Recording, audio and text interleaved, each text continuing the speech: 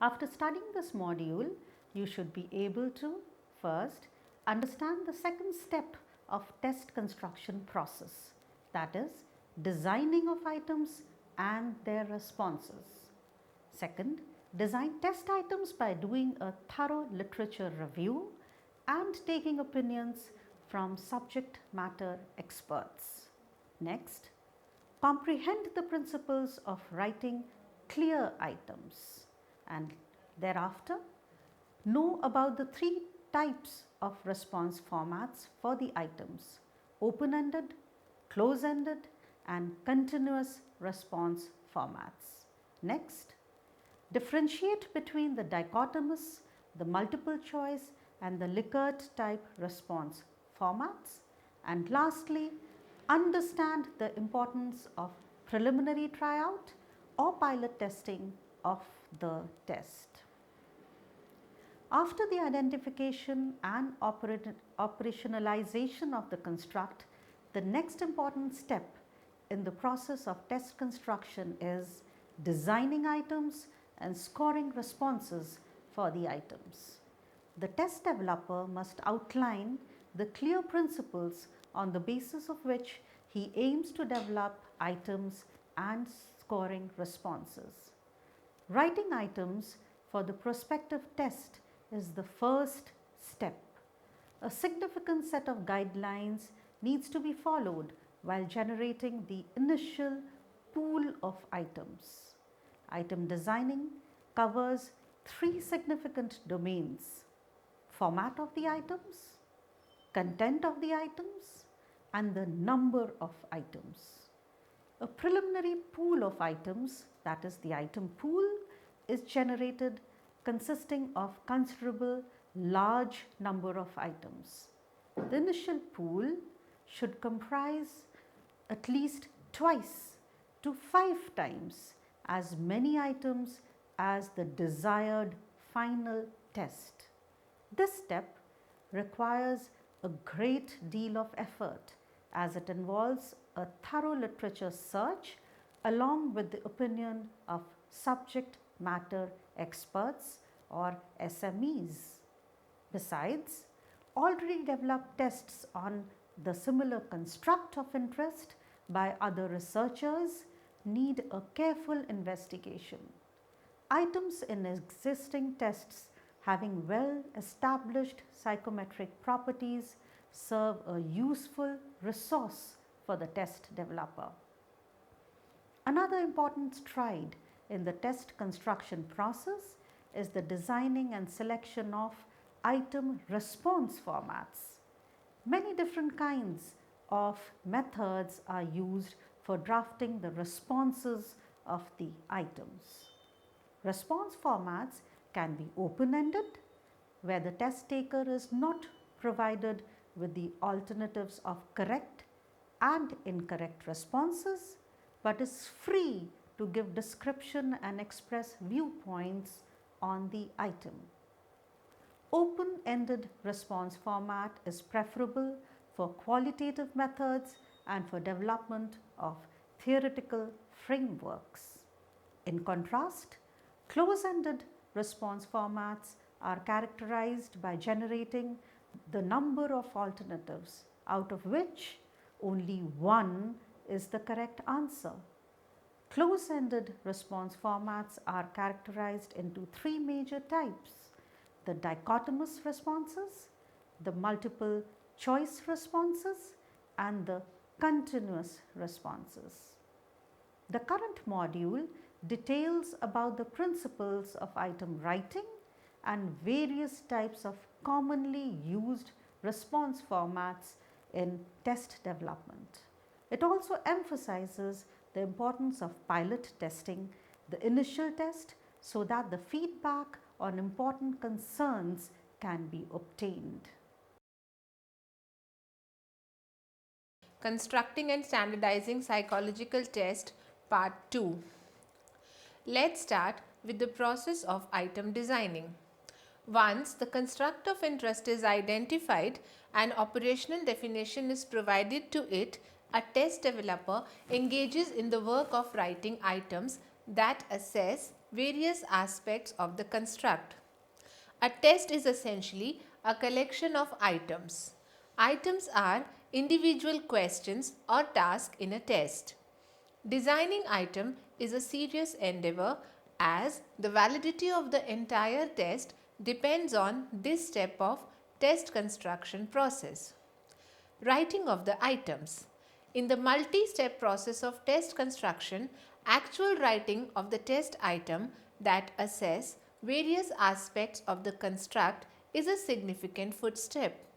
Designing and writing items take into a consideration three significant domains. First, format of the items. Second, content of the items. And third, the number of items. Let's study each of them one by one. Format of the items. The layout of the individual test items, its form, plan, structure, and arrangement represent the format of the items. Format also includes the responses of the test items.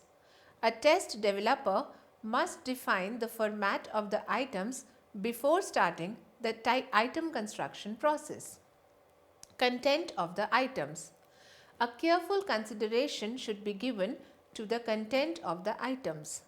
Items should be written so that the content is directly pertinent to the construct measured by the test. The content of the items should be based on the theoretical and empirical academic works. The theoretical perspectives and models related to the construct should be studied, and items are created to assess each aspect of the construct.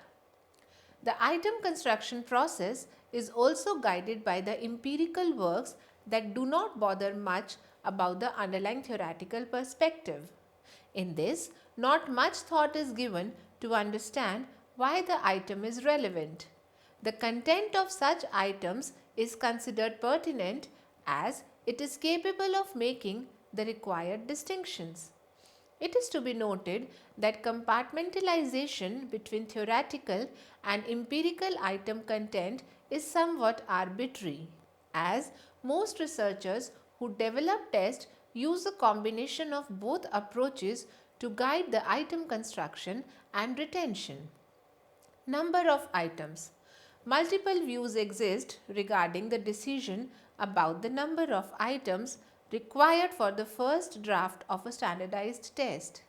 It is usually advisable that the number of items for the first draft contain roughly twice to 5 times the number of items that the final version of the test will contain. It is quite unlikely that the construct of interest can be assessed using a single item.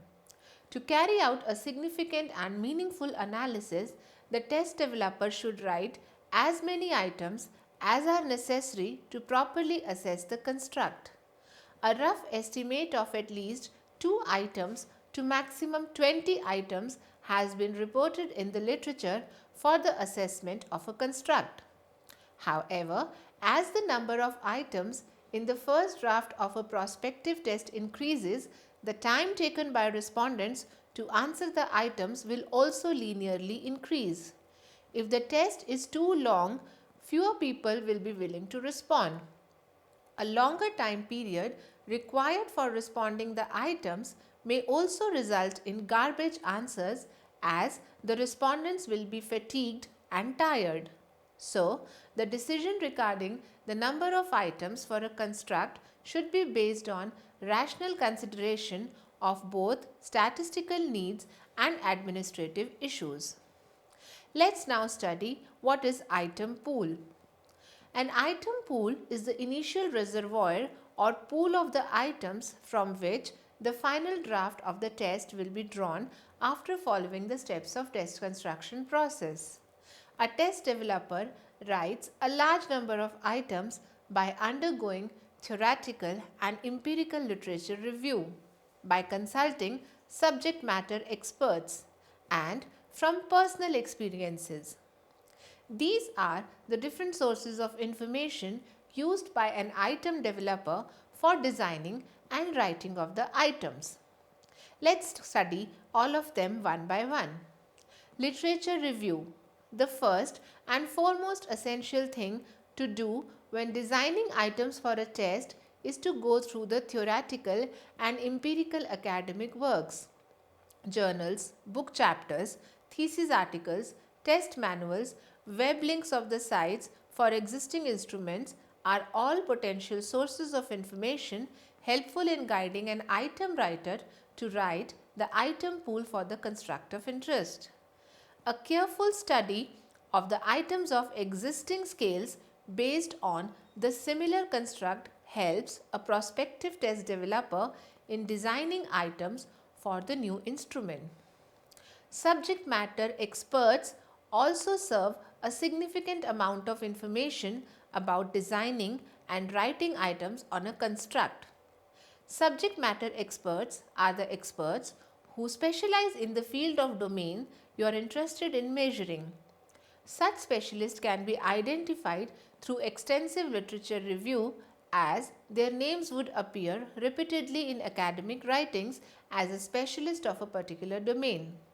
Consulting experts and taking their viewpoints about the content and format of the items bestow a test developer with necessary information for designing the items. Besides literature review and subject matter experts, lay persons who have specific knowledge about the construct, like patients, physicians, clinical staff, family member, may assist in item writing of a psychological test intended for clinical settings. Similarly, for psychological tests designed to be used for team building in a workplace setting, interviews with managers, team members, subordinates, clients, customer may serve invaluable. Thus, a layperson who has specific knowledge about the construct you are interested in measuring also serves as a subject matter expert in its own form. Interviews with these subject matter experts are invaluable to understand the content of the item. The aim of extensive literature review and interview of subject matter experts and laypersons is to identify the significant themes for the construct on which the items will be written. Once the themes are identified, a test developer actually engages in the process of item writing, in which themes are transformed into items that can be measured empirically. Items can be written in the form of questions or declarative statements. Prior decision should be taken by a test developer regarding the sentence type of item, and the pattern of entire scale should be kept same. It is not advisable to shift from declarative sentences to interrogative ones or vice versa. Let's study few item writing guidelines. The overall understanding that a researcher needs to have while item writing is that of clarity.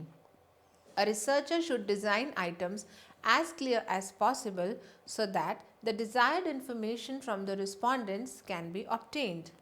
Several principles have been laid down by eminent scholars that serve as guidelines for designing the items. Some of these principles are: items should be precise, simple, and clearly define what it intends to measure. Language used in items should be clear. Wordings must not be complex and ambiguous. Items should not compromise of slang language and dangling words.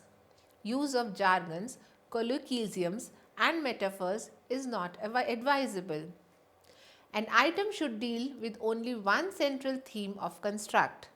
A single item should not measure multiple themes, that is, double-barreled items should be avoided. As far as possible, the length of the items should be moderate. Items should be brief in nature. Also, the length of the items should be fairly consistent in the entire scale. Items are to be written in positive language.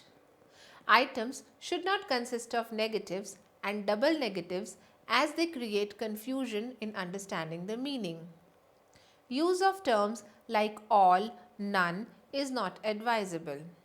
Specific determiners like never and always are also to be avoided. Indeterminate terms like frequently, sometimes, occasionally are not advisable. It is advisable to include negative valence items along with the positive valence items in a test. Negative valence items are worded in reverse direction to ensure that the respondent is paying attention to the items. These items should be evenly spread throughout the questionnaire and not confined to the beginning or the end of the scale. Also, their number should be roughly equal to the positive valence item.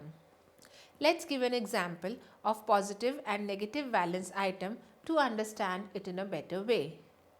Let's consider the construct of job satisfaction. If positive valence item for job satisfaction is I can manage myself well in adverse situations, the negative valence item could be it is difficult for me to bounce back from setbacks. This way, we have to design both positive and negative valence items for our test. Critical incident technique is another method for item designing. Item construction for behavioral based scales uses the critical incident technique as a method for developing items. The critical incident technique is a method of collecting information about human behavior in real life experiences. It identifies and analyzes behaviors that contribute to success or failure in specific situations. In other words, it distinguishes good behaviors from bad behaviors based on specific behavioral incidents.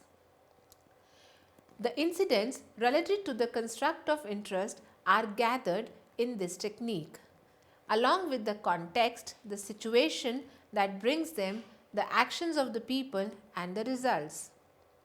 The test developer then rates each incident and correlates its score across the incidents. The ones with the highest correlations are presumed to be significant in assessing the behavior and are retained for the final test. This technique requires extensive skill and labor to practice and expertise. Now let's study designing item responses. An item remains incomplete in itself unless its responses are designed. A test taker has to take a decision about the type and the format of the responses he would wish for the prospective scale or test. Different types of test require different types of response format. A test developer must design the response format depending on the purpose and the type of the test. Some important types of response formats. Broadly categorized, item response formats are of three types: open-ended responses, closed-ended responses, and continuous responses. The decision regarding a particular type of response format for an item depends upon the assessment situation. In the open-ended response format, no optional responses are provided to the test takers and they are required to generate their own answers. The closed-ended response format comprises of true, false, yes, no. In contrast, multiple choice responses have the options and the test takers are required to select from among the available options. Continuous response formats is characterized by the presence of ordered categories having 4 to 10 rating grades, where higher values mean one end of the continuum and lower values the other end. The details about each types of responses are discussed now. Open-ended responses are usually preferred for qualitative approaches and in the early stages of theory development. The purpose is to obtain lots of detailed information about the construct of interest that helps in clarifying the concept and building knowledge. Open-ended items are designed to which a test taker gives his views and opinions. The responses obtained are categorized and analyzed by using qualitative techniques like content analysis, thematic analysis, discourse analysis, case study, grounded theory, etc. Though used widely in the development of theoretical frameworks, open-ended questions have some shortcomings as well. Categorizing open-ended item responses into coherent groupings require a great deal of time. Open-ended responses are not free from subjective interpretation of a test developer. Thus, biases tend to creep in. Further, collecting, analyzing, and interpreting the qualitative responses require experts and a good deal of understanding of the method used. Closed-ended responses are given to closed-ended questions that offer two or more alternatives for each item. A test seeker has to select one response or alternative from the given choices or distractors. The heading is the multiple choice format. Generally, 3 to 5 distractors are written with the correct response. Increasing the number of distractors reduces the probability of guessing correctly. Some of the important considerations for developing the distractors are: distractors should be logical, sensible, and rational. They should be parallel in length and grammatical structure with the correct option so that the correct response should not stand out obvious. Distractors should not mean the same thing. The position of the correct answer within the distractors should vary within the entire test. Each distractor should agree with the item stem logically and grammatically. It is advisable to limit the use of alternatives mentioning all of the above, none of the above, both A and B, etc. Students, in comparison to dichotomous response format, the multiple choice responses offer greater information about the construct variance. Also, the issue of guessing the correct answer in multiple choice responses is reduced from 50% in dichotomous response to 25% in a 4-option multiple choice test. Let's see it with the help of an example. If the stem of an item is, in the Big 5 factor model of personality, the dimension conscientiousness is comprised of 2 related facets. In the given example, there are 4 choices given: poor emotional adjustment and negative effects, achievement and organization, insecurity and hostility, and sociable and assertive. There is just one correct response out of the 3 distractors.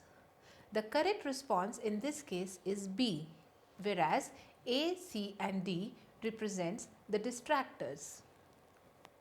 Continuous responses, the Likert format. Continuous response format is characterized by the presence of ordered categories having 4 to 10 rating grades, where higher values mean one end of the continuum and lower values the other end. One of the most popular types of continuous response format is the Likert format based on the work of Likert.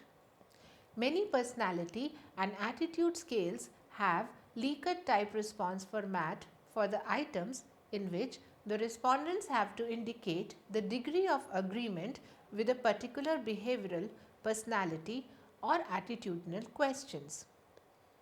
The ideal number of categories for a Likert scale may vary depending on the type of the test and the choice of the researcher.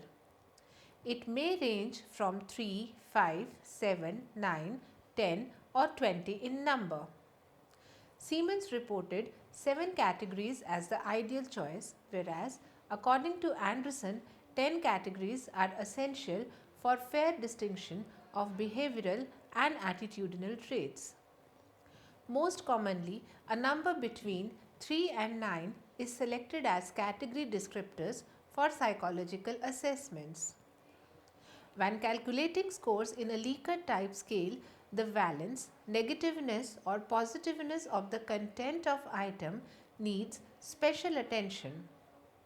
Items with a negative valence should be reverse coded such that the response of the client can be transposed. Thus, in the case of 5-point scale, a 1 would be converted to 5, a 2 would be converted to 4, 3 would remain the same, and 4 and 5 are respectively changed to 2 and 1. The example shows Likert type items with a positive and negative valence. If an item is I can manage myself well in the adverse situation, in case of positive valence item 1 to 5 choices would be completely false, somewhat false, neither true or false, somewhat true and completely true, where completely false represents 1 and completely true represents 5. If the similar item has to be worded into a negative valence item, the stem would be, it is difficult for me to bounce back from setbacks. In this particular item, the choices would be 1, 2, 3, 4, 5, which representatively denotes completely false, somewhat false, neither true nor false, somewhat true and completely true. In this item, 1 is converted to 5, 2 to 4, 3 remaining the same, and 4 and 5 were respectively changed to 2 and 1. This is in addition to other variants of continuous response format after pictorial description. Another variant of continuous response format is adjective rating scale. It is another type of continuous response format in which bipolar adjectives are placed at the two ends of the continuum with middle response categories in between. These scales are based on the assumption of the oppositeness of adjectives. An example would explain the adjective rating scale in a better way. Given in the example are the two bipolar adjectives like angry, calm, unhappy, happy, tensed, relaxed, and joyless and jovial. In between are the rating scale given from 0 to 7. This serves as an example of adjective rating scale. Summarizing what we have studied in this module, after the identification and operationalization of the construct, the next important step in the process of test construction is designing items and scoring responses for the items. Item designing covers three significant domains: format of the items, content of the items, and the number of items. An item pool is the initial reservoir or pool of the items from which the final draft of the test will be drawn after following the steps of test construction process. A test developer writes a large number of items by undergoing theoretical and empirical literature review, by consulting subject matter experts, and from personal experiences. Strict guidelines need to be followed for writing the items. Item construction for behavioral based scales use critical incident technique as a method for developing items. Many different types of methods are used for drafting the responses of the items. Broadly categorizing, response formats are of two types: open-ended and closed-ended. Open-ended response format is preferable for qualitative methods and for development of theoretical frameworks. In contrast, closed-ended response formats are characterized by generating the number of alternatives out of which one is the correct answer. Closed-ended response formats are of three types: dichotomous responses, multiple choice responses, and continuous responses. Last, pilot study is the process of experimentation in which updates and revisions on the initial draft of the test are done before its final administration.